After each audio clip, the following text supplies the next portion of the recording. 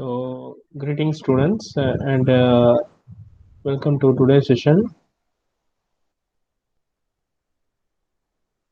So, in today's session, we will be dealing with the uh, heating of cables. Okay, so this is the last session in your unit 4. So, in this lecture, we will be dealing with the heat flow, how the heat flow will be in a cable. Okay, next is regarding the losses that is due to the heat. So heat losses in the cable. After that, we will be dealing with your HVDC cables. So these are the topics what we will be dealing today. Uh, so starting with heating of cables. Okay. So how the cables will be heated. So you already know about the concept of cable, right? So so these underground cables will be buried under your ground. Okay, so it will be having a core part. Okay, which will be carrying the main power. So around that core part, you will be having your insulating materials. Okay, so this is what a cable looks like. So when heating of the cable is possible, okay, that you have to see. When the possibility of the cable to be heated, you have to consider. Okay, so with respect to that, the heat is generated mainly due to various losses. Okay, due to the different losses, the heat will be generated. Okay, if the heat is generated means which directly will increase your temperature of the cable. Okay, so now we have to consider what are the losses which are possible in your heating in your cable. Okay, so the first one is as with respect to your overhead transmission line, you will be having I square R loss, right? So the same I square R loss will be present in your cables also. Okay, it is also called as copper loss. Okay, so after that, uh, the second loss is your dielectric loss. So dielectric loss means it is mainly due to the insulating medium. Okay, so I have already clearly in the previous lectures I have discussed regarding your dielectrics. Okay, so if it is dielectric loss means due to the insulating medium the losses will be there. So we'll be discussing about that. So the third one is your sheet loss. So the third one is your sheet loss. Okay. So first is regarding your copper loss. So copper loss, you already know. I don't need to explain that much. It is mainly due to the current flow. Okay. So whenever there's a excess amount of current flow in your cable, okay, whenever there's an excess amount of current flow in the cable, there will be heating. Okay, there will be heating over the conductor, and this might cause us a increase in temperature, and this directly causes the loss. Okay, so the resistance increases. The resistance will increase when your temperature also increases. So this is the main concept. So your R will be directly proportional to the temperature T. Okay. So if excess of current flow means there will be a very high resistance which contribute to the increase in your temperature. Okay. So this is the main concept behind it. The copper loss in n cores of the cable, if there are a single core or three cores means each core will be having a resistance of RAC. If it is each core, for each core it will be RAC is the resistance means, then the copper loss can be defined as the number of cores n into I square R AC. I think you can understand. If it is a single core means for a single core, your I square R loss will be it will be actually n into I square RAC, and here this n value will be tends to 1 as it is a single core. So you will be getting I square RAC. But the same thing in case of a 3 core means this will be contributing to 3 into I square or AC. Y in the sense means here your number of core n will be 3. Okay. So this is what with respect to your copper loss. So next we will be moving to your dielectric loss. So dielectric loss is, as I said, it is the main thing which is predominant due to the capacitance effect. So in a cable, the capacitance core is formed between the conductors and the sheet. This I have repeatedly been telling. Okay, so in a cable, a capacitance will be formed. So we have already seen in the previous lectures also in your intersheet grading. So the capacitance will be formed between your core as well as the outer sheet. Okay, so due to the insulating or the dielectric medium, there will be some one capacitance effect. Okay, and the sheet. Okay, um, the equivalent circuit of this is represented over here. Okay, this is your equivalent circuit. So here you can see it will be having two things. One is your leakage resistance followed by your capacitance. Okay, so now this is in a parallel combination. Okay, so this is in a parallel combination. You have to note it down. So what happens is that in this, if you are the current gets divided. So the current will be coming out. So here there is a node, and the current gets splits up. Okay. So the input current gets splits up into IC and IR. So now the current flowing through IR is nothing but the V by RS. So here the RS is your leakage resistance. At the same time, the current flowing through your IC is your V by minus J XC. Okay, so this is the current flowing through your capacitance. So this XC can be replaced by 1 by omega C. Okay, so you'll be getting this value.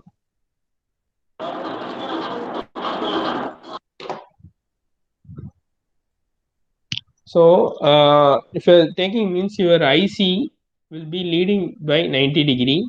So this you already know. This equivalent circuit will be predominant with your capacitance. So if the capacitance is more means what happens? Your voltage, that is your current will be leading your voltage V. Okay. So this is your I. So here they have applied your KCL. Okay. So the dielectric loss, our ultimate aim is to find the dielectric loss. So you already know the dielectric loss and the resistance, how we can say it is P power equal to V into IR. So you'll be finding V into IR. So this IR you'll be substituting over here. So you'll be getting V square RS. So this contributes to your magnitude. And here they have given your phasor. So this is your phasor representation. So here you can clearly see that your IC, here it is your IC is leading your voltage by an angle of 90 degree. Okay, so it is clearly given. Okay, so from the phasor diagram, the power factor of the dielectric is cos phi. So this is your phi, and here it will be your IR. So this is nothing but your V by RS, this value. So this from this phasor you can find your power factor. Okay. For a good dielectric, the value of phi will be equal to or close to your 90 degree. Why? And here the del is called as the dielectric loss angle. Okay. So now we are speaking about your dielectric loss. So that your cos phi, if it is 90 means, you'll be getting around the value to be 0. Okay, so the losses will be minimized. So that's the main thing you have to see through here. Okay.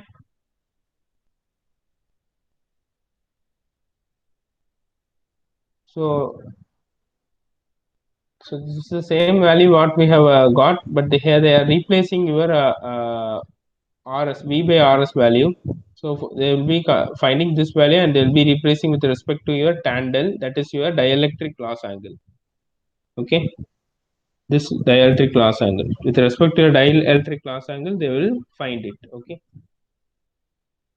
Next is the increase in temperature. So in the copper loss, what we have seen, increase in temperature will also increase the losses. Okay, sorry, increase the resistance value. So it will be directly increasing your losses. So here, if the temperature is increasing means, so your T is increasing means, okay, there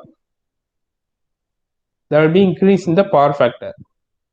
Okay, so the power factor cos phi value will also increase.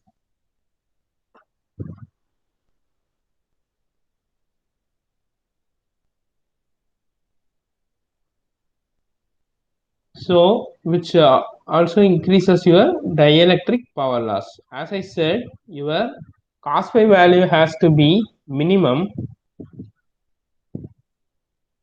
in order to minimize the losses.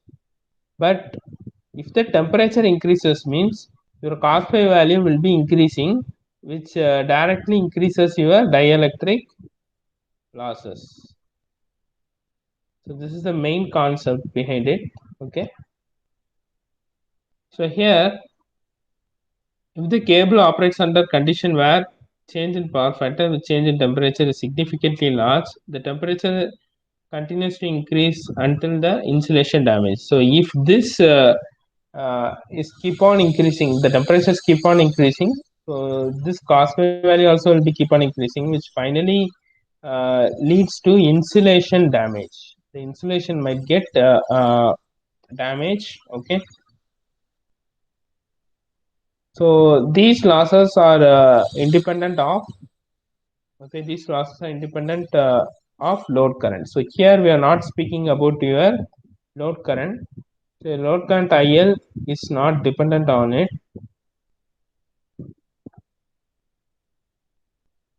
Whereas in case of your copper loss, your load current plays a predominant role. Okay. The dielectric power loss in the cable is less when the applied voltage is DC. So this you already know. In case of your DC, this losses will be very less. So why in your AC this is very high means due to the hysteresis loss. So in your AC the hysteresis loss will come into play. Okay, so that only in your AC there is more loss when compared to a DC. So next we will be coming to the sheath loss. So you know about the sheath. So sheath is nothing but the outermost part of your cables. Okay. So this sheath might be at the outermost part. Sometimes it might be also, if this is the core means it might be also in between your outer part as well as your core also it will be there. So this might also be a sheath, and this might also be a sheath. Okay. So when AC flows in the core of the cable, the core and the sheet act as a 1 degree and 2 degree of an air core transformer. Okay. So what they are comparing with this, they are comparing with this with your transformers. So an EMF will be induced in the sheath. Okay. For example, uh, sheath leading to the flow of eddy current and longitudinal circulatory currents. So here we are speaking about the losses. The losses will be always minimum in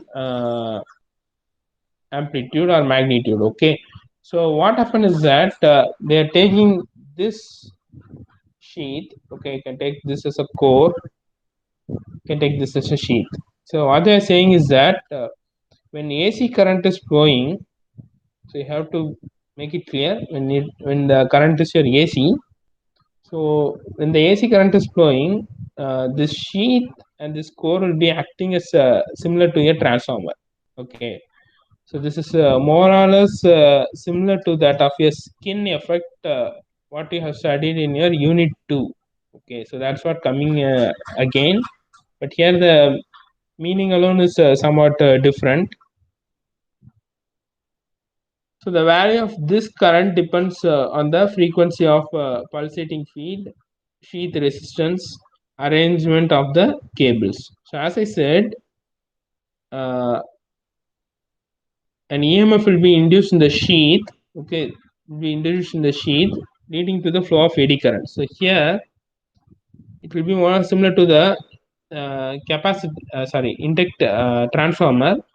So over here there will be some kind of eddy current flow will be there. Due to the eddy current flow itself, the losses will be increasing.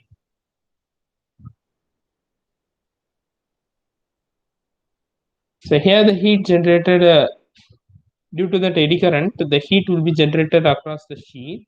Okay, across the sheet. So what happens due to this uh, heat generated is dissipated through the dielectric. So this heat will be coming inside the your dielectric medium. Okay.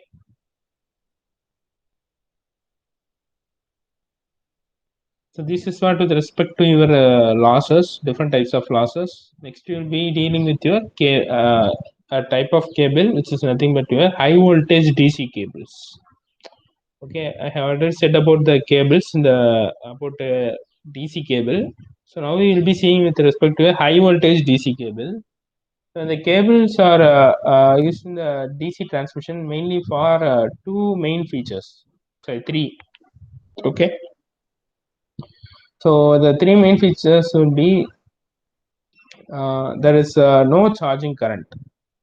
Okay, when in case of your AC, you have to be worried about your charging current. Okay, but here there will be no charging current.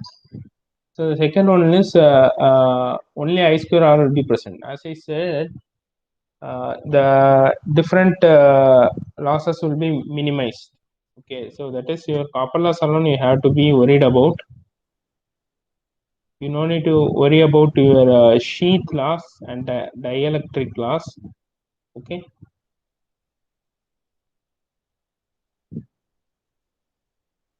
so these two things you no need to worry about.